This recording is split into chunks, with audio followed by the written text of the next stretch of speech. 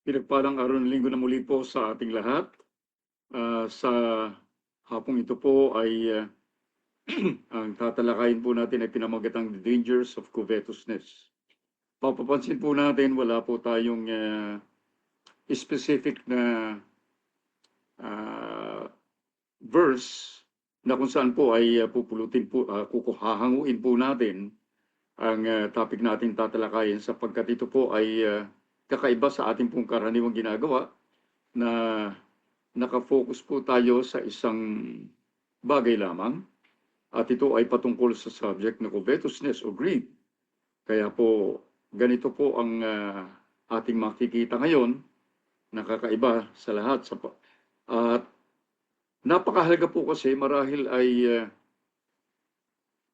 tinitingnan po natin na isang bagay na kuminsan ay ipinagsasawalang bahala natin. Yung mga ganitong bagay, ngunit mapapansin po natin na may mga bagay na seemingly ay pwedeng baliwalain, ngunit napakahalaga at merong napakahalagang kaugnayan sa ating pong spiritual life, maaring hadlang at maari po namang maging kadahilanan upang tayo ay mapalayo. Kaya ito po yung ating tatalakayin ngayon. Una ay titingnan po natin ang kahulugan. Ano ba ito? Kaya titingnan po natin ang meaning of covetousness na makikita natin dyan. Pangalawa po, titingnan natin yung biblical at saka yung Webster's Dictionary. Ngunit bago po tayo tumungo ron, ay dumulog muna tayo sa maikling panalangin. Luwalhatiin ka, aming Diyos na banal, sa inyong walang hanggang kabutihan, Panginoon. Maraming salamat po, Diyos, na muli sa panibagong araw ng pribilehyo upang ikaw ay aming sambahin. Patuloy po na magabayan ang bawat katuruan nagmumula sa inyong banal na salita. Aming Diyos, hinihingi po namin na sa mga sandaling ito ay sakupin po ninyo ang bawat lugar na aming kinaroroonan. Lukuban po ninyo kami ng inyong banal na presensya. Kaugnayin po ninyo kami sa aming mga puso. At ipahintulot po ninyo, Panginoon, na bawat maririnig po namin katuruan, Ama, ay maging kadahilanan upang kami po ay lalo pong magpakumbaba sa inyong harapan. Maging salamin po ang inyong banal na salita sa tunay na aming kalalagayang espiritual, na hindi lamang po kami magpapakumbaba, Panginoon, kundi matutunan po namin at tanggapin ang katotohanan. At sa inyong harapan, kami po ay kapagkalooban po ninyo ng biyaya, ng pagsisisi at paghingi ng kapatawaran. Aming Diyos, samahan po ninyo kami at sa mga nalalabing sandali, O Diyos, tanging pangalan mo ang siya naming dinadakila, niluluwalhati at pinararangalan. Salamat po, Ama, sa pangalan ni Jesus na aming Panginoon at tagapagligtas. Amen. Amen. Tingnan po natin muna para po maging malinaw po yung ating pangunawa. Ayon sa Webster's Dictionary, ang isa lamang po ang mahalagang kahulugan na sinabi rito, na covetousness is marked by ordinate desire for wealth or possession or another's possession. Parang makikita po natin, direct na po yung nais pong ipakita rito sa atin na nandun yung pagnanais, pagnanasa, paghahangad ng kayamanan o kahit na anong ari-ari, ano pag-aari o di kaya naman ay pag-aari ng iba. Ito po ay ayon sa Webster's Dictionary, ngunit pangalawa, titingnan po natin ang biblical meaning nito. Wala pong direct na binabanggit ang Bible po patungkol po sa meaning, pero sa ipinakita ng Panginoon, ang kahulugan nito ang biblical na kahulugan nito ay it's a form of greed. Pag sinabi mong greed ay kasakiman. At dito makikita po natin sa halimbawa ng Panginoon sa Luke chapter 12, verse 15. Sabi po ng Panginoon dito, then he said to them, Beware and be on your guard against every form of greed, for not even when one has an abundance does his life consist of his possessions. So makita po natin dito, warning po ito. Warning. Yung po yung desire o yung lust o yung pagnanasa o paghahangad ng kahit na anong makamundo o material na bagay o di kaya ay paghahangad ng kalabisan sa mga bagay na kailangan po natin na hindi wala naman sa atin. Ito po yung unang-una na makikita po natin dito. So it's a form of greed, paghangad, pagnanasa, o di kay kasakiman. Characteristic po ng isang taong ang puso ay mapagnasa o mapaghangad ay ipinapakita po sa kanyang ginagawa. Dahil ito po ay patungkol sa mga bagay na hindi nagkakaroon ng satisfaction ng tao sa kahit na anong napunta sa kanya. Kaya po, form of greed, desire or lust for any worldly materials. Pag pinagsama po natin ang dalawang ito, ang definition na ito, maunawaan po natin na ang lahat ng uri ng desire ng tao na makuha, ma-acquire ang kahit anong bagay, higit sa talagang kinakailangan, ay isang uri ng kasakiman o isang uri ng paghahangad o pagdanasa. Ang pinag-uusapan po natin ngayon, by the way, para po hindi tayo mapalayo, ay patungkol po, ang concern po natin ngayon dito ay ang mga mananampalataya po. Hindi po ang mga taong hindi nakakilala sa Diyos. Kaya po, ang tinitingnan po natin ay biblical perspective and principles of life na akma sa mga mananampalataya. Kasi ang karaniwang tendency, gaya po ng ating sinasabi, maging sa mga Kristiyano, lalong-lalo na ang mga pinagpala o di kaya pinagkalooban ng pribilehyo na kumita ng mas malaking salapi o di kaya magkaroon ng higit sa kanilang kailangan, ay nandun palagi ang pagnanais o pag-iisip na makuha, makamit, makamkam ang mga bagay na inaakala nilang magbibigay sa kanila ng kaligayahan o di kaya greater satisfaction o magbibigay ng higit na kasiyahan kahit na alam nila na ito mga bagay nito hindi nila kailangan, kundi ito lamang ay mga luho or luxury. Ulitin po natin para po maunawaan natin. Maski po sa mga Kristiyano, and in fact this is very common, na kapag ang isang tao ay pinagkalooban ng higit sa kanyang pangangailangan o di kaya kumikita ng higit sa kanyang pangangailangan, ay laging nandoon yung tendency na naghahangad ng maraming mga bagay na hindi naman talaga kailangan, ngunit parang lumalabas na kailangan dahil ang lumalabas po ay ninanais na bigyan ng kasiyahan ang sarili. Kahit na ito hindi talagang kailangan at ito ay isa lamang luho or luxury.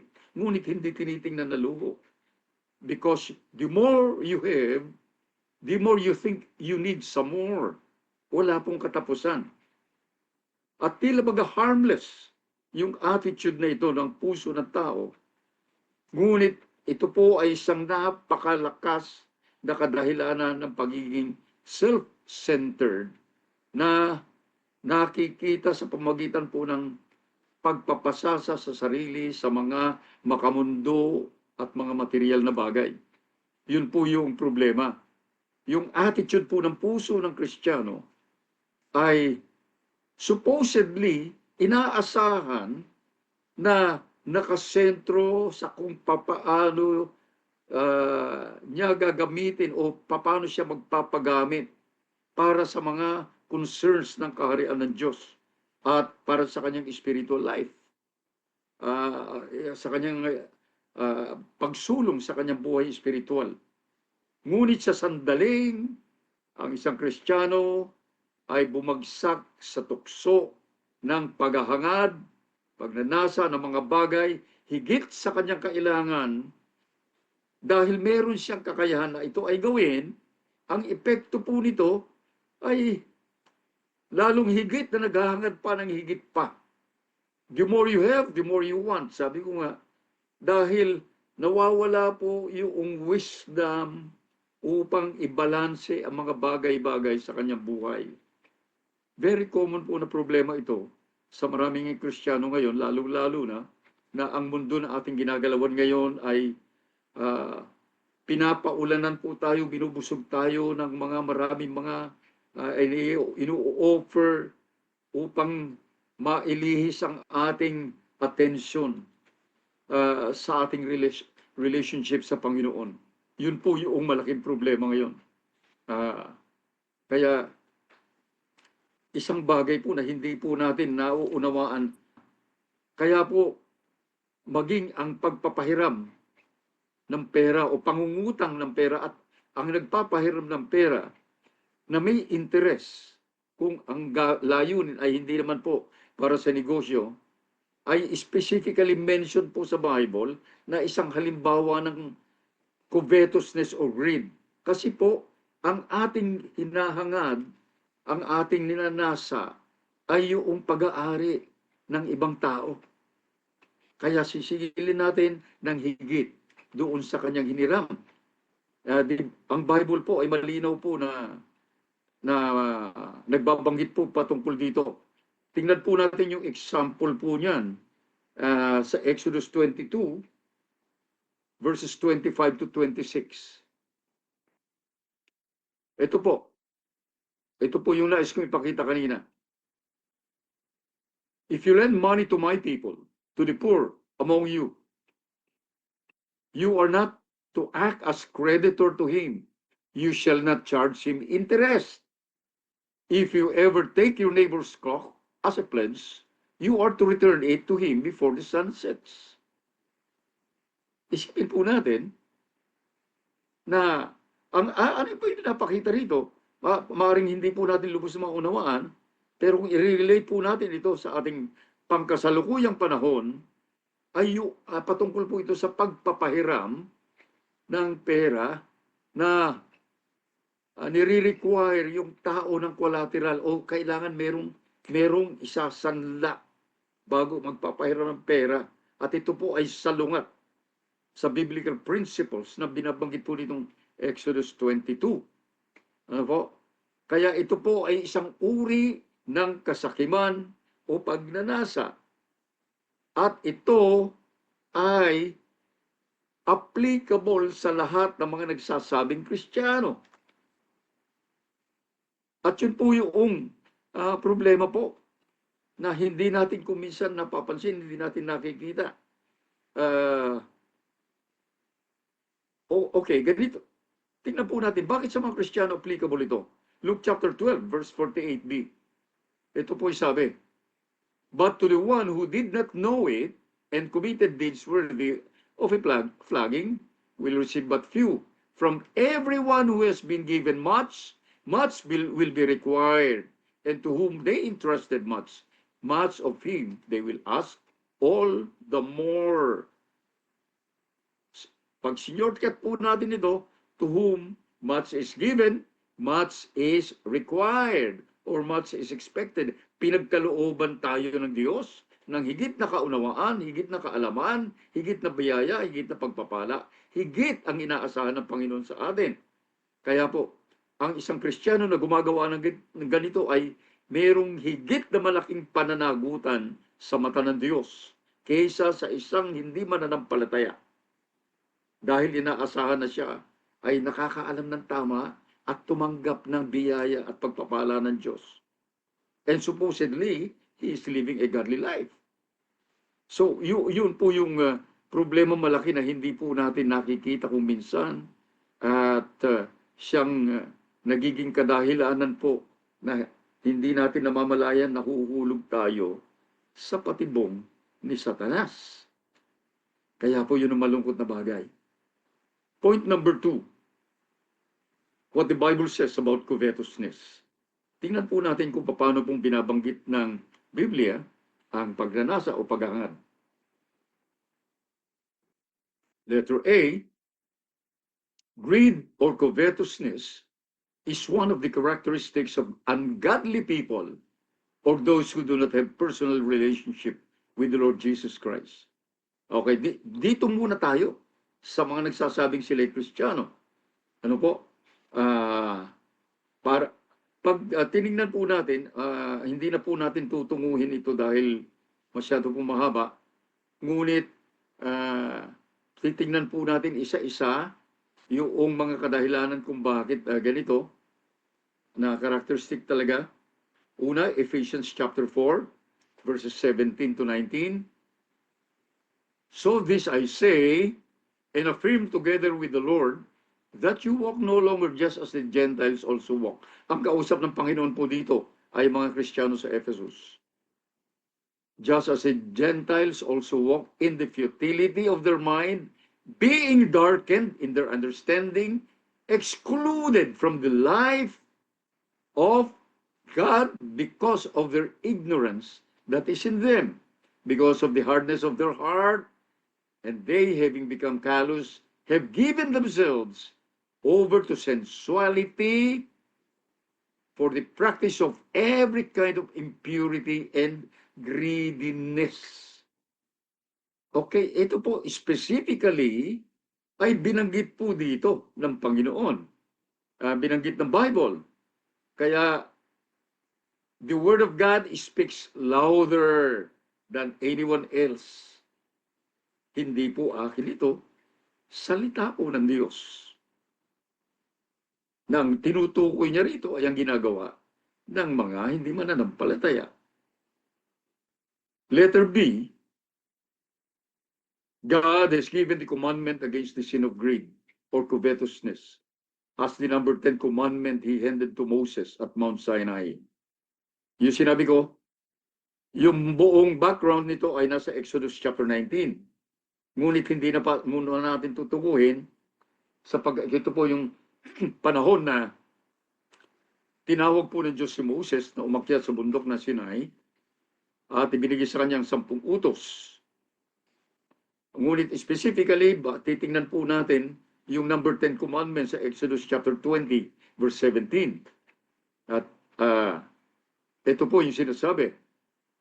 Number 10 commandment po ito, you shall not covet your neighbor's house, you shall not covet your neighbor's wife, or his male servant, or his female servant, or his ox, or his donkey, or anything that belongs to your neighbor. So, iisa lang po ang ibig sabihin nito. Ang ibig sabihin ay, huwag mong hangarin, huwag mong nasain ang pag-aari ng iba. As simple as that. At ito po ay pang-10 kautusan na may relasyon po, may kaugnayan sa ating puso, sa ating sarili. At yung kasalanan ito ay particularly patungkol sa covetous attitude ng puso ng tao, patungkol sa kahit na ano na ninanasa ng tao para sa kanyang pansariling kapakanan, pansariling motibo, at hindi ito nililimitahan. Kung ito man ay binigay ng Diyos na utos sa Israel, hindi nililimitahan para lamang sa mga Israelita, kagaya ng mga ibang kautusan.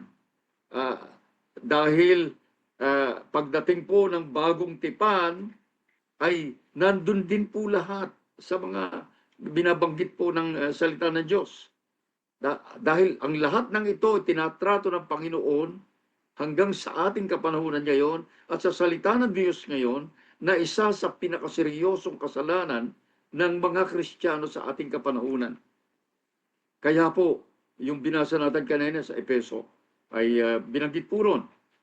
At marahil ang pinakaseryoso na halimbawa ng kasakiman at pagnanasa sa buhay ng mga maraming Kristiyano sa ating kapanahunan ngayon, listen to this. The most serious example of sin, of greed and covetousness among Christians is keeping for themselves the tithes that belongs to God. Ano po yun? Coveting what God owns. Ninanasa natin itinatago natin ang pag-aari ng Diyos. At ito po yung pinakaseryosong kasalanan ng mga Kristiyano sa ating kapanahunan ngayon. Maaring sasabihin natin, sa bagong tipan, hindi malinaw na binanggit na ito ay kautusan dahil ang kadahilanan tayo ngayon, ang mga New Testament Christians, we are now living under the grace of God.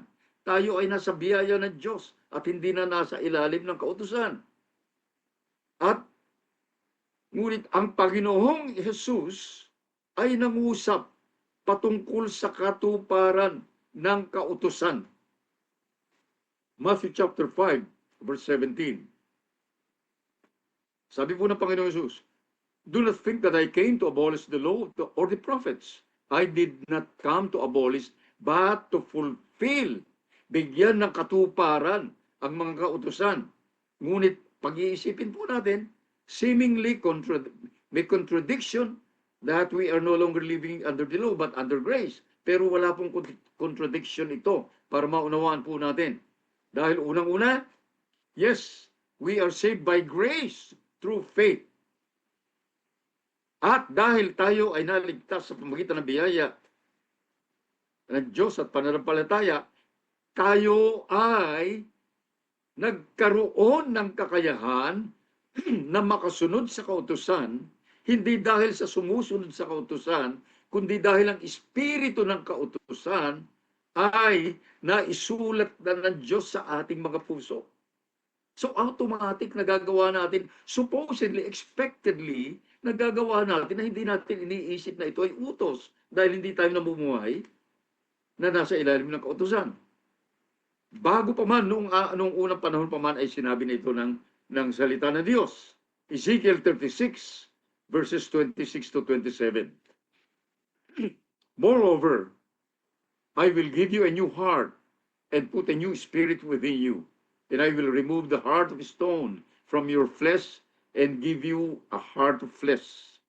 I will put my spirit within you and cause you to walk in my statutes, and you will be careful to observe my ordinances."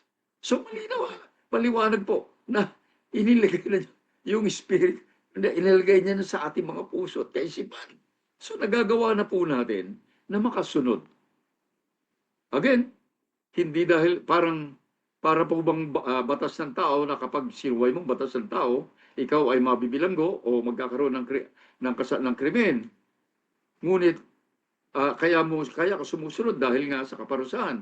Ngunit sa isang Kristiyano, sumusunod siya hindi dahil sa kautusan at dahil sa kaparusahan, kundi sumusunod siya dahil automatically nagagawa niyang sumunod dahil ang espiritu ng kautusan ay nilagay ng Diyos sa kanyang puso. Ito po yung malinaw na katotohanan ngayon sa ating kalagitnaan. So, ang ibig po sabihin nito, ang pagbibigay, kasi po yung tithes na ibig sabihin ay ikapo. Ano po? Ang pagbibigay ng tithes o ng ikapo at handog ng pag-ibig, hindi na nakabase sa kautusan. Kasi ang kautusan po specific, ang tithes o 10%. Ngunit ito ay requirement ng law, requirement ng kautusan sa mga Israelita. At hindi ito ang requirement ng Diyos sa mga Kristiyano sa ating kapanahonan na nasa ilalim ng biyaya. Maging malinaw lamang po ito. Okay, unang-una, sa requirement na yan na pinapakita, titingnan po muna natin yun, ano? Deuteronomy chapter 14, verse 22. You shall surely tithe all the produce from what you sow, which comes out of the field every year. Sa Malachi chapter 3, ito po makikita natin, utos po ito. Ano? Na gusto ipakita. Sa Malachi chapter 3, verses 8 to 10, ay makikita natin ang hindi pagsunod. Hindi yata nakalagay dyan. So, babasahin natin. ang wala yata sa ating PowerPoint. Malaki chapter 3, verses 8 to 10. Ito po sinasabi, will a man rob God? Yet you are robbing me, sabi ng Panginoon. But you say, how have we robbed you? In tithes and offering. You are cursed with a curse, for you are robbing me, the whole nation of you. Bring the whole tithe into the storehouse, so that there will be food in my house, and test me in this, says the Lord of the hosts, if I will not open for you the windows of heaven and pour out for you a blessing until it overflows. So ano po yung punto rito na sinasabi ng Panginoon? Pag hindi mo binigay yung tithe sa lumang tipan, ninanakawan mo ang Diyos. Ninasa mo ang pag-aari ng Panginoon. Okay, bago po tayo magkaroon ng conclusion sa ating kaisipan, o di kaya ay magkaroon tayo ng comment na pansarili, ay pakinggan po natin ito na mabuti. Papaliwanag ko po mabuti. Ang kautusan ay ibinigay ng Diyos sa mga Israelita upang ito ay sundin nila ng buong puso ayon sa sinasabi at pinag-uutos ng kautusan. Sa kabilang dako, ang mga mananampalataya sa Bagong Tipan o mga Kristiyano ay nabubuhay sa biyaya ng Diyos. We live by grace, under grace. Kung kaya't nagagawa natin na buong katapatan na makasunod sa espiritu ng kautusan na hindi na kinakailangang utusan. Kasi ang espiritu ng kautusan ay namamahay na, narito na, inilagay na ng Diyos sa ating mga puso. Kung kaya't ang mga makatotohanang Kristiyano ay buong kagalakan na nagbibigay ng kanilang handog na hindi iniisip ang kautusan o hindi nila sinusukat ang kanilang pagbibigay ayon sa panukat ng kautusan. Ito po yung malinaw-malinaw. Hindi tayo nakabatay dun sa panukat ng kautusan. 2 Corinthians chapter 9, verses 6 to 8. Now this I say, he who sows sparingly will also reap sparingly, and he who sows bountifully will also reap bountifully. Each one must do just as he has purpose in his heart, not grudgingly or under compulsion, for God loves a cheerful giver, and God is able to make all grace abound to you, so that always, having all sufficiency in everything, you may have an abundance for every good deed. So ano po yung pinapakita rito? Buong kagalakan, buong puso, buong kagalakan na nagbibigay, na kusa, hindi dahil inuutusan, kusa. Dahil nandun ang tulay na pagpapakala ng Diyos. So makikita po natin na ginagawa po natin ito hindi dahil sa kautusan. Kung tayo po ay totoong mananampalataya, ngunit ginagawa natin ng buong katapatan at kataimtiman bilang pagsamba sa Diyos at bilang patunay ng ating love relationship sa Kanya. Kung ang mga Kristiyano ay may totoong espiritu ng pagbibigay sa kanilang mga puso, hindi sila maaalipin ng kasakiman at pagnanasa. It is as simple as that. Dahil kapag ito ay hinawakan sa kamay at hindi pinagkakalob sa Diyos, it's the worst way of covetousness and greed. Makikita po natin sa Bible, ang binigay po na halimbawa ng Bible ay yung mahirap mga dukha ng mga Kristiyano sa Macedonia. 2 Corinthians chapter 8, verses 1 to 7. Now, brethren, we wish to make known to you the grace of God which has been given in the churches of Macedonia. that in a great ordeal of affliction, churches, sabi po, so marami sila ron na churches, in a great ordeal of affliction, their abundance of joy and their deep poverty overflowed in the wealth of their liberality. For I testify that according to their ability and beyond their ability,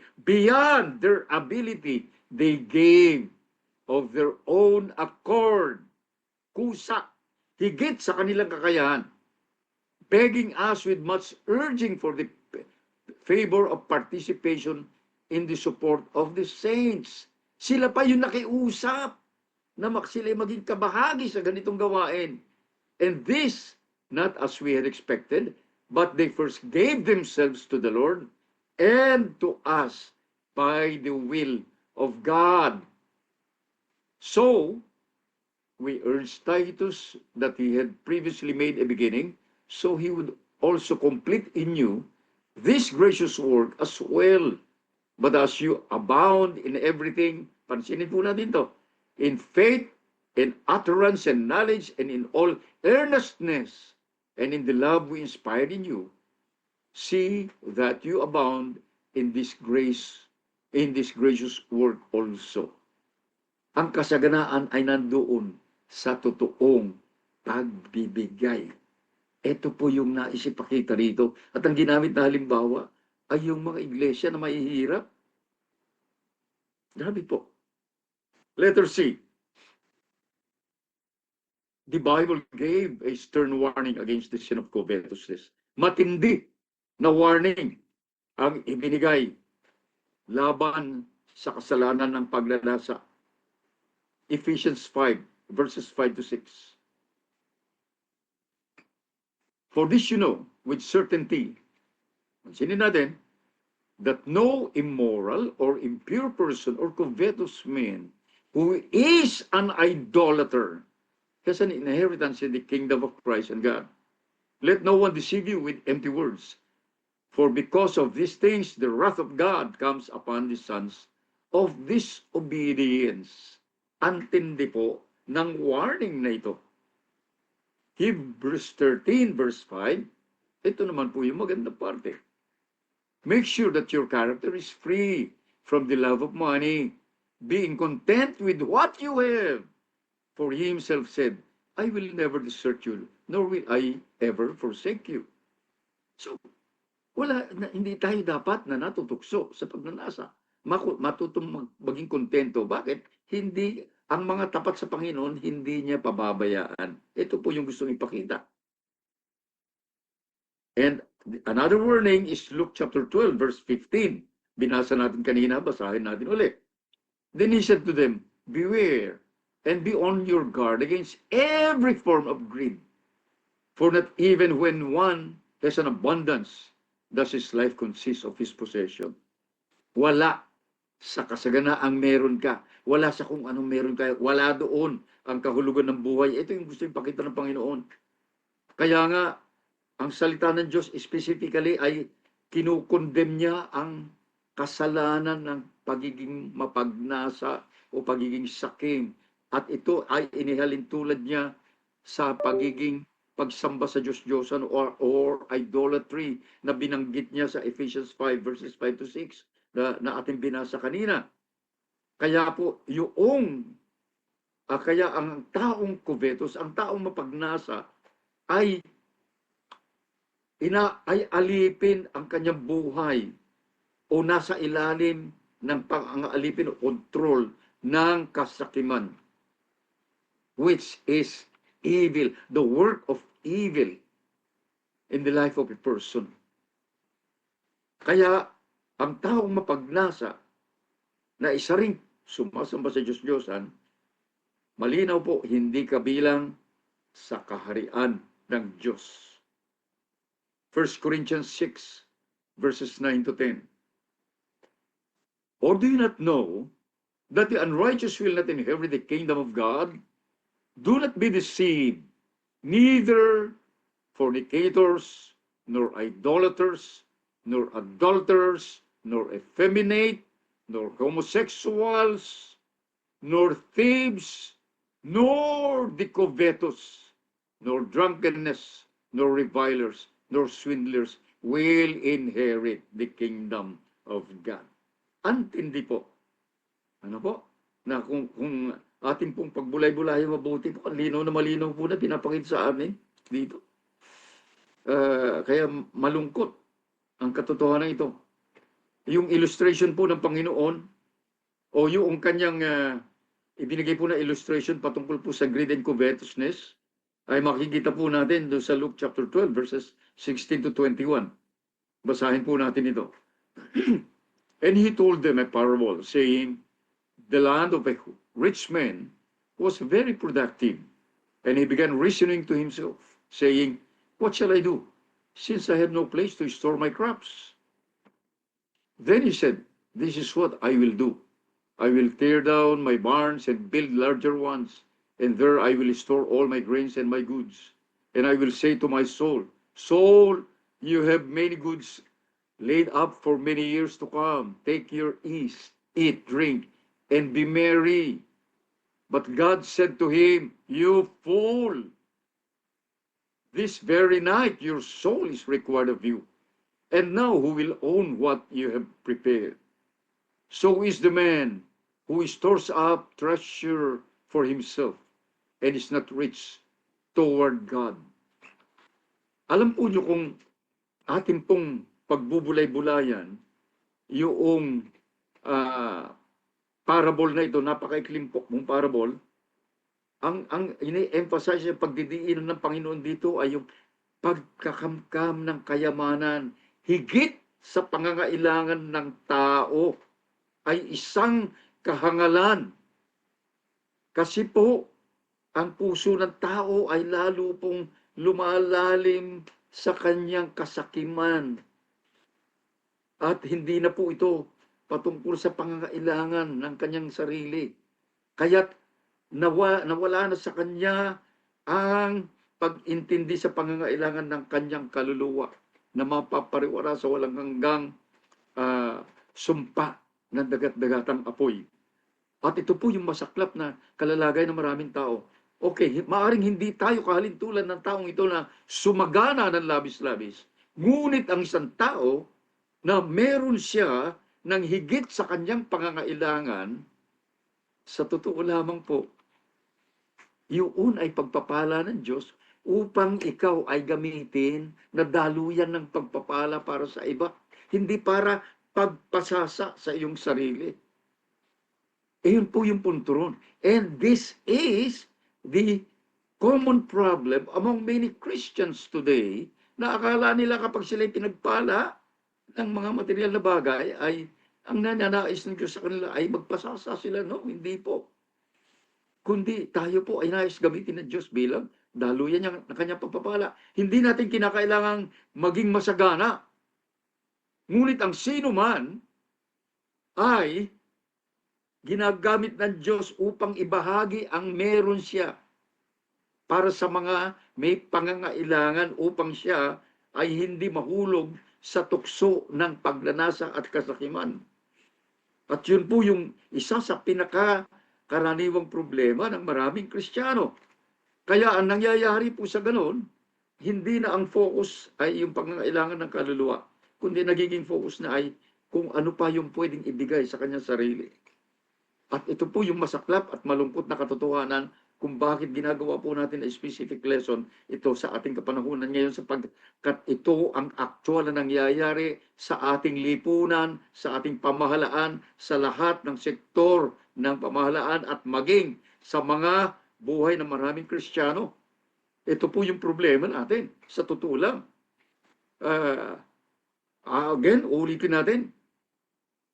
Hindi kailangan na tayo ay mayaman. Hindi kailangan na tayo isang labis-labis. Ngunit anumang meron tayo ay hindi para sa ating sarili lamang. Sapagkat malinaw po ang Bible na tayo ay kabahagi ng isa't isa. Nililingap po natin ang higit na may pangangailangan. Kaya po dito tayo tutungo ngayon sa mahalagang bagay po. Point number 3. The cure for covetousness. Una, for a person who claims to be a Christian. Unahin po natin. Kristiyano tayo? Sinasabi natin Kristiyano tayo? Okay. Ito po yung mahalaga na titingnan po natin. Under letter A, point number 1, with all humility, seek the face of the Lord in prayer and listen to the convicting word of the Holy Spirit. Bakit po? So that He will reveal to us the true condition of your heart. As you continually feed your heart and your spirit with the living Word of God. Kasi kung talagang tayo dudulog sa panalangin sa Panginoon, hindi lamang tayo nagsasalita, dinadama natin. Tatandaan natin ang isa sa pinakamahalagang gawain ng Espiritu Santo kung bakit nasa atin is to convict us of our sins. At kung tayo nakikinig, dinarama natin ang galaw ng Espiritu sa ating puso, ihahayag niya sa atin yung tunay na kondisyon ng ating puso. At lalo na pag sinamahan natin, na pinakakain natin ating puso at Espiritu ng salita ng Diyos.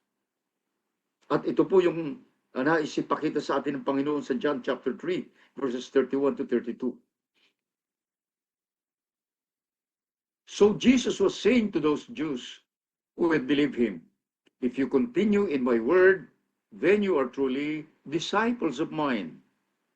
And you will know the truth. And the truth will make you free. Yung free dito, yung freedom na sinasabi niya rito, yung binabanggit ng Panginoon dito, ay hindi kalaya ang physical. Kasi po yung mga Hudyo po noon ay hindi physically na malaya, nasa ilalim sila ng kapangyarihan ng Roma.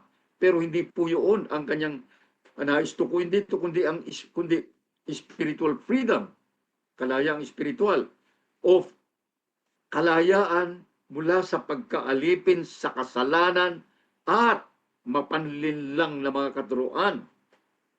Kaya po sa sandaling nakinig ang isang tao ng buong pagpapakumbaba at merong totoong pagnanais na lubos na ipasakop ang kanyang sarili sa kapangyarihan ng Espiritu Santo na nagkukonvict sa kanyang puso at sa pamagitan ng salita ng Diyos, lahat ng mga gawaing makasalanan at attitude ng puso na madalas pinagsasawalang bahala natin. Alam po niyo, ugali po ng Kristiyano ito, we ignore the conviction of the Holy Spirit. Oftentimes, kinukonvict tayo. Ngunit kung tayo nakikinig, nagpapakumbaba, pinapakinggan natin, ang mangyayari po, ihahayag ng Espiritu Santo sa atin ang nilalaman ng ating puso. Upang sa ganon, magawa natin na ihayag ang ating kasalanan, mag-confess at magsisi at humingi ng kapatawaran sa Diyos. Kaya laging may provision ng Panginoon sa ganito 1 John chapter 1, verses 8 and 9. We cannot ignore. If we say that we have no sin, we are deceiving ourselves, and the truth is not in us. So talagang meron tayo. If we confess our sins, He is faithful and righteous to forgive our sins and to cleanse us from all unrighteousness. At alam po niyo, yun ang problema sa maraming Kristiyano. Marami tayong self-denial na mali, kundi dinideny natin ang ating mga pagkakamaling, ating kasalanan. Ngunit alam naman ng Diyos, ang problema maging sa Diyos ayaw nating ihayag. Under letter A, point number 2, decide, and take prompt action to live a life pleasing to God. Okay. Bakit po? Paano? Para po mangyari ito, by not following the ways of the world. Huwag na makiayon sa kalakaran ng mundo at sa makamundong pananaw at makamundong principles, habang ang ating puso at isipan ay patuloy na nagpapabago sa Espiritu Santo araw-araw. Kaya dinidikdik po natin ang Romans chapter 12 verses 1 and 2. Kasi po talagang ito lagi magpapaalala sa atin Therefore, I urge you, brethren, by the mercies of God, to present your bodies a living and holy sacrifice, acceptable to God, which is your spiritual service of worship. And do not be conformed to this world, but be transformed by the renewing of your mind, so that you may prove what the will of God is, that which is good and acceptable and perfect. Malalaman lamang natin ang lahat ng katotohanan kung tunay na tayo magpapabago sa Espiritu ng Diyos. Number 3, realize the fact that real contentment can only be found not in what the material world can offer, but in the fullness of life in the Lord Jesus Christ. Ito po yung napakaganda na mahirap nating ma-realize kung minsan. Ano po? Ito talagang kakontentuhan. Wala sa mga kahit na anong bagay na binibigay ng mundo. Wala pang taong nagsabi na siya'y nakontento sa kahit na anong meron siya. Kahalintulad ng tao na mahilig kumain na kahit na busog na, hindi siya makukontento dahil mamaya magugutom na naman. It's the same thing with everything that we can have in life. There's no contentment because our real contentment ay nasa Panginoon. At ito po yung naispakita sa atin. Hebrews 13, verse 5. Make sure that your character is free from the love of money, being content with what you have, for he himself has said, I will never desert you, nor will I ever forsake you. So, ang pinahawakan lang natin ay ang Panginoon. Ang inaasahan natin ay ang Panginoon, hindi mga bagay. Hindi maging ang salapi. At yan po yung talagang malaking problema. Dahil kahit na anong sabihin ng isang Kristiyano, siya'y sumasamba, ay ini-ignore na siya'y alipin ng salapi. Ang lungkot po. 1 Timothy chapter 6, verses 6 to 8. But godliness actually is a means of great gain when accompanied by contentment. For we have brought nothing in this world, so we cannot take anything out of it either. If we have food and covering, with this we shall be content. Yan po yung madalas na aking sinasabi, ang contentment ay wala sa kalabisan sa ating pangangailangan. Never, never po. Kung ano yung meron tayo, ay ibig sabihin po ay yun ang nararapat na para sa atin at makasanayan natin makontento. At sa madalas kong sinasabi po, pareho rin yun sa pagkain. Kahit na po yung pinakamahal na pagkain. Pag nabusog ka, ayaw mo na, ngunit hindi ka makukontento, hahanapin mo pa. Ngunit yung mumurahing pagkain, pag nabusog ka na, at makukontento ka pa rin. Kaya po, wala yun sa higit. So, ano yung punto ron? Learn to be content with what you have. Kung ano meron ka, makontento ka. Regardless kung ito ay kokonti o sagana, wala pong kinalaman yung marami at kokonti. Kasi it is a matter of the heart. Sa totoo lamang po. Ang isang milyonaryo, bigyan mo ng 1,000, pagtatawanan ka at baka isampal pa sa'yo. Ngunit ang isang pulubi, bigyan mo ng piso, luwa ang mata, magpapasalamat ng buong kaligayahan. So, and that is the meaning of contentment. It has nothing to do with how much you have or how little you have. But it is a matter of the heart. Kaya kapag ang puso ng tao ay tama sa harap ng Diyos, it doesn't really matter. Walang kinalaman kung sagana ka man o kulang ka sa kahit na anong bagay. Bakit po? Because Christ is more than enough. Siya lamang yung pinakamahalaga sa lahat. Gusto po nyo yung pinaka-extreme na example? Si Haring Solomon, na pinakamayamang hari na nabuhay sa balat ng lupa, na nasa kanya na lahat, ang kanyang sinabi, na-realize niya, nung siya bumagsak sa kasalanan, realize niya, na ang lahat na meron siya ay walang katuturan. Kaya nga, ang aklat ng Ecclesiastes ay nagsimula sa vanity. All is vanity. Walang katuturan ang lahat. Sa kabilang dako, si Lot, na dating sagana sa lahat ng bagay, ngunit nawala lahat ng meron siya. Naubos lahat ng meron siya, pati pamilya niya, at pati ang kanyang kalusugan ay nawala, ngunit nanatili siyang tapat sa Diyos na sumasamba sa pinakamasahol, pinakamasaklap na kalalagayan. This is the reality of life. So, again, it is a matter of the heart that is really faithfully connected to the Lord with the love relationship with the Lord. Kaya balikan po natin ang 1 Timothy chapter 6, verses 6 to 11. 1 Timothy 6, verses 6 to 11. Mukhang hindi na nailagay. So, kaya natin gustong balikan lamang ito upang mai-review po natin ang katotohanan ng nais pong ipakita sa atin ng Panginoon.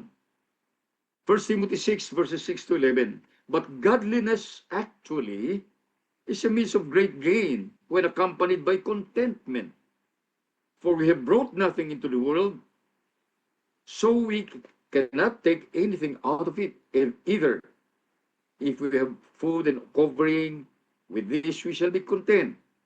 But those who want to get rich fall into temptation and snare and many foolish and harmful desires, which plunge men into ruin and destruction. For the love of money is a root of all sorts of evil, and some, by longing for it, have wandered away from the faith and pierced themselves with many griefs. But flee from these things, you men of God, and pursue righteousness, godliness, faith, love, perseverance, and gentleness. Ito po yung nais ituro sa atin. Kung nais natin na maging matiwasay at makatotohanan ng ating spiritual life. Balikan po natin ang katuruan ni Paul, ang example ng buhay ni Paul nung panahon na siya ay nakabilanggo sa Roma. Nakakulong siya dahil sa kanyang pangangaral ng salita ng Diyos. Philippians chapter 4, verses 10 to 13. But I rejoice in the Lord greatly that now at last you have revived your concern for me. Sinasabi niya ito noong ang mga tiga-Pilipos ay nagpadala sa kanya ng offering, ng love offering. Indeed, you were concerned before, but you lack opportunity. Not that I speak from want, for I have learned to be content with whatever circumstances I am. I know how to get along with humble means, and I also know how to live in prosperity. In any and every circumstance, I have learned the secret of being filled and going hungry, both of having abundance and suffering need. I can do all things through Him who strengthens me. Ulitin natin, ito yung panahon na si Paul ay nakakulong. At last, nagpadala ng love gift sa kanya ang mga tiga-Pilipos. At kaya nga, yung liham na ito ay isang Thanksgiving letter, nagpasalamat din siya. At ang sinasabi niya rito, talagang nagpapasalamat siya sa mga ngunit ang nais niyang ipakita, hindi niya sinasabi ito dahil siya ay talaga nangangailangan. Kasi sinasabi niya, meron man ako, wala, pareho lang sa akin. Saga naman ako o walang-wala, pareho lang sa akin. Dahil hindi ito ang kahulugan ng buhay ko. Paano sinasabi niya? Ang mahalaga sa kanya, nagagawa niya kung ano pinagagawa ng Panginoon sa kanya. At yung sinabi niya sa verse 13, I can do all things through Him who strengthens me, na ginagamit sa maling konteksto. Ang ibig niya sabihin dito, anuman ang kanyang kalalagayan sa buhay, salat man siya, walang-wala man siya, o sagana siya, kahit na anong kalalagayan niya, ay magagawa niya ang mga bagay na ipinagagawa ng Panginoon sapagkat ang kanyang kalakasan ay nanggagaling sa Panginoon. Yun ang ibig niya sabihin dito. Hindi yung tao na kaya niyang gawin ang kahit anong bagay at gagamitin niyang instrumento ang Panginoon. Yun po yung mali. Letter B. To those, may A4 pa pala. Okay, A4.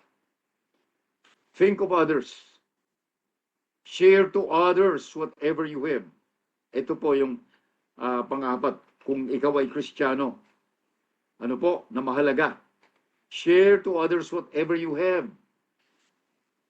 Dito po ay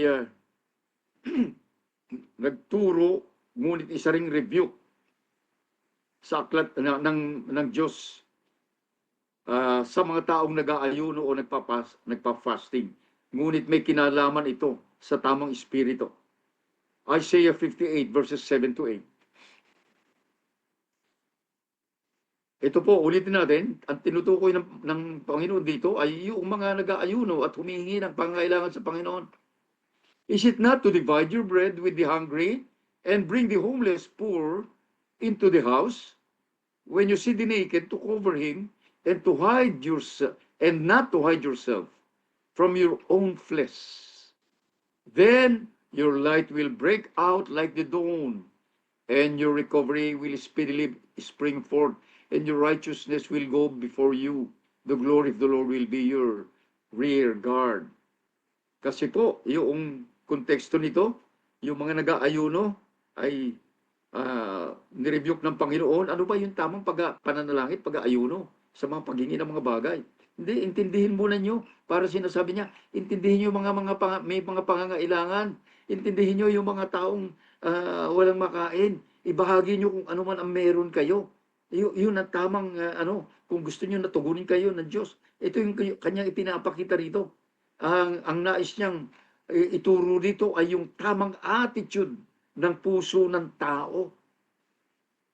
Para po maintindihan nating mabuti na hindi nakafocus sa kanyang sarili, kundi nakafocus sa kung ano ang maari niyang ibahagi sa kanyang kapwa.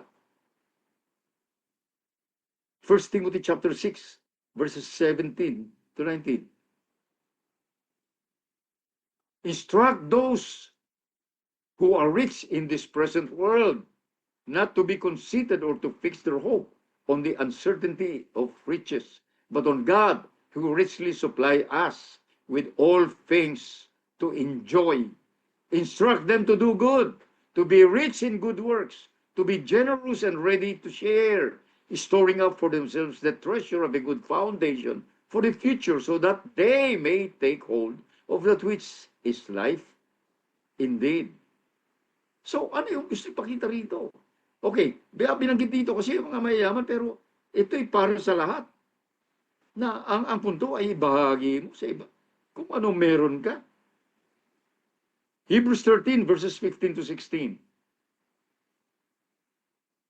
Through him then, let us continually offer a sacrifice of praise to God, that is the fruit of lips that give thanks to his name, and do not neglect doing good and sharing, for with such sacrifice God is pleased. Okay, linaw po. Galatians 6, verses 6 to 10. The one who is taught the word is to share all good things with the one who teaches him. Do not be deceived. God is not mocked, for whatever a man sows, this he will also reap. Yeah. For the one who sows to his own flesh will from the flesh reap corruption. For the one who sows to the Spirit will from the Spirit reap eternal life. So, yung mga tao na ang iniisip lamang ay para sa kanilang sarili, para sa kanilang laman, para sa kanilang pagkatao, ang mangyayari ay guguhol lahat ito at sila ay tutungo sa walang hanggang kapahamakan. Ngunit ang punto rito, kung ang ating binibigyan ng kahalagan sa lahat ay ang magpapaunlad sa ating buhay espiritual, buhay na walang hanggan. Kaya ang karugtong, let us not lose heart in doing good, for in due time we will reap if we do not grow weary. So then, while we have opportunity, let us do good to all people, and especially to those who are of the household of faith. So, sa madaling salita, intindihin natin, magkaroon tayo ng concern sa isa't isa, lingapin natin ang ating kapwa, lalong-lalo na ang mga kapatid natin sa pananampalataya. Ngunit hindi lamang yun, kundi para sa lahat. Kaya lang sa amin, sabi, lalong-lalo na especially. Okay. Letter B.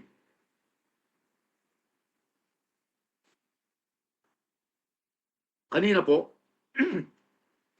ay yung cure para sa mga nagsasabing sila'y Kristiyano. Ngayon naman, to those who are not sure of their spiritual condition. Ano yung hindi sure sa kanilang spiritual condition? Hindi natin madiretsa yun, kundi yung mga taong walang relationship, walang love relationship sa Panginoong Hesus. Ngayon, ang kailangan po nila ay grace and mercy of God. Una sa lahat. Pinagpauna ko na ipaalala ang Ephesians chapter 2 verses 8 and 9. For by grace you have been saved through faith, and that not of yourselves.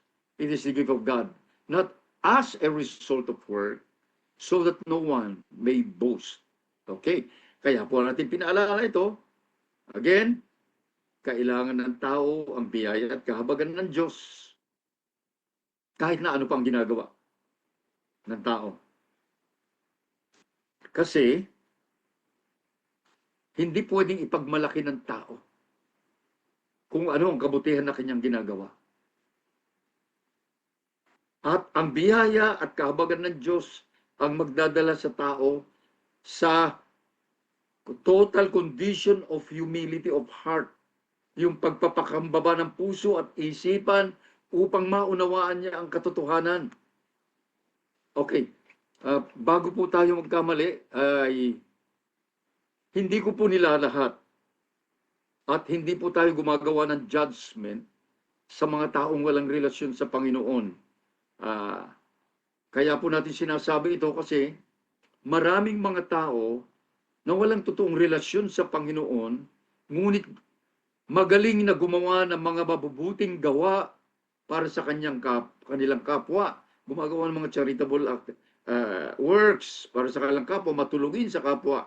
Ngunit malungkot mang sabihin, hindi ito excuse o kadahilanan ng hindi pagkakaroon ng pusong mapagnasa o kasakiman.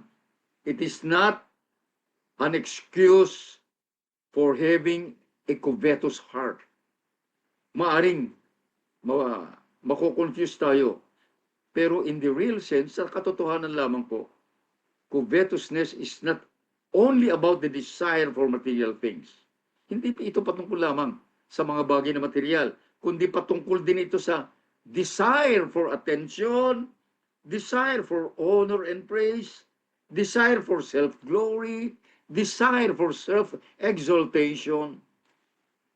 Na ito yung hinahanap ng tao. Maraming tao tumutulong, ngunit naghihintay ng papuri. At ginagawa rin nila ito para sa kanilang sarili. Kaya po, this is as worse as greed and covetousness for things. Walang pagkakaiba. Kasinsama pa rin ito ng pagiging sakim at mapagnasa sa mga bagay-bagay. Kasi yung desire na ito ay pag-aangat sa sarili.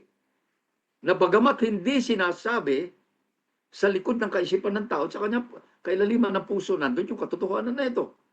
Kaya yung paggawa ng mabuting gawa at mga charitable acts ay mabuti naman, mabuting totoo.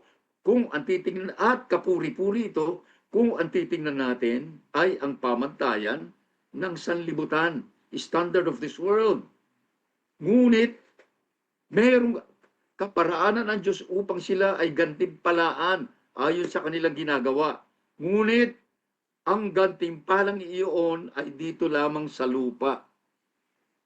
Kaya po maraming tao ang kahit na hindi nakakilala sa Diyos, matulungin, mapagpakawang-gawa, at sila'y pinagpapala. Ngunit yung pagpapala na yon ay para dito lamang po sa lupa at walang kinalaman ito sa buhay na walang hanggan. Yun po yung pagkakaiba. Kaya ang bottom line ng lahat, ang sino man na nagpapakumbaba ng kanyang sarili sa mata ng Diyos, tinatanggap ang katotohanan na kailangan natin ang biyaya at kahabagan ng Diyos upang makamit natin ang totoong hinahanap natin. Ano ba yung totoong hinahangad natin? Ang totoong hinahangad natin ay yung buhay na walang hanggan, sa walang hanggang kaharian ng Diyos, na kung saan nandun yung totoong contentment and fulfillment na hindi natin masusumpungan kahit saan. Kung kaya't, lahat po tayo, kinakailangan natin ma-realize na lahat tayo ay makasalanan at patungo sa walang hanggang dagat-dagatang apoy. Kailangan natin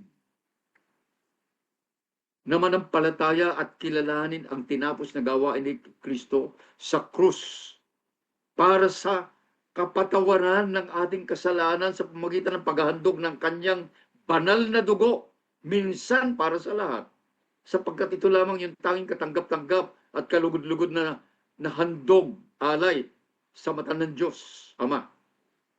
Kaya sa kamatayan ni Kristo sa krus, pinagbayaran niya ng sarili niyang buhay ang ating dapat sana ay walang hanggang kamatayan na para sa atin sana.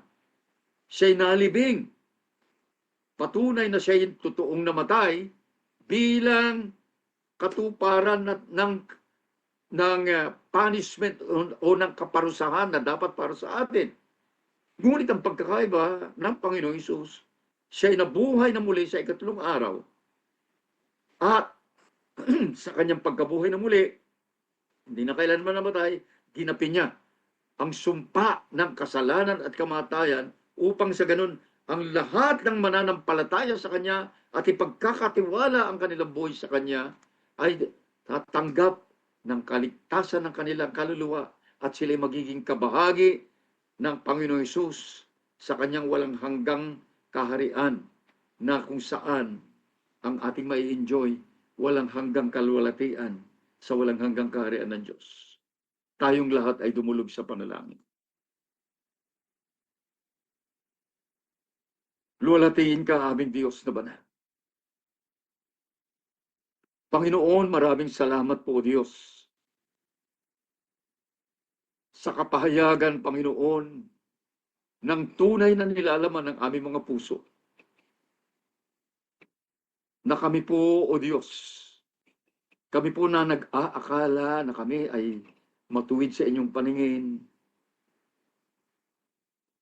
ay naunawaan po namin na sa kapahayagan ng iyong salita at ng Banal Espiritu, kami po ay may mga tinatago na espiritu ng kasakiman at pagnanasa. Patawarin po ninyo kami, aming Diyos. Kami nga na mga nagsasabing sa iyo na nanampalataya. Kami na nagsasabing sa iyo ay tapat. Kami na nananalangin, Panginoon, patawarin po ninyo kami na sa maraming pagkakataon, ipinagsasawalang bahala namin ang mga nakatago sa kasulok-sulokang bahagi ng aming mga puso na inaalipin ng kasakiman at pagdanasan. Aming Diyos, kahalintulad po ng iba na mga tao ng sanlibutan, kailangan pa rin po namin at lagi namin kailangan ang iyong biyaya at kahabagan na padadaluin po ninyo sa aming buhay upang sa tuwi-tuwi na kami po ay palagian na mapapaalalahanan at matutunan po namin, Panginoon, na patuloy na buksan ang aming mga puso sa iyo. Mailahad ang nilalaman nito upang maturuan po ninyo kami sa lahat ng kaparaanan na maiwasan po namin ang kasalanan ito ng pagnanasa at kasakiman. Panginoon, maraming salamat po. Ang iyong biyaya at kahabagan ay buong sagana dumadaloy sa aming mga buhay. At patuloy na hiningi po namin na padadaluin po ninyo ito. Hindi lamang po sa atin, kundi sa buhay ng bawat isa nakikinig ngayon na nangangailangan. Ama, salamat po. Salamat po, Ama. Sa amin pong pagtatapos at panimula ng isang panibagong araw, amin pong inilalagak sa inyo mapagpalang kamay ang buhay ninyo mga anak. Samahan po ninyo sila sa bawat bahagi ng kanilang gawain, Ama. Naroon po ang inyong makapangyarihang kamay na gagabay at mag-iingat sa kanila. Ilayo sila sa lahat ng panganib, kapahamakan, o anumang uri ng karamdaman. Tanglawan po ninyo ang landas sa kanilang tinatahak. At ipahintulot po ninyo ang kaganapan ng pinakamabuti mong palatuntunan. Salamat po. Padaluyin po ninyo ang inyong pagpapala sa bawat tahanan na kinalalagyan ng bawat isa. At ang pangalan mo, Diyos, ay patuloy lamang po maitaas sa buhay ng bawat sambahayan. Salamat po sa inyo lamang ang lahat ng papuri, pagsambat, paglulati. Ito po ang aming panalangin sa makapangyarihang pangalan ni Kristo Jesus na namumuhay at naghahari sa piling mo sa pakikipisan ng banal na Espiritu iisang Diyos magpakasawalang hanggan. Amen. God bless.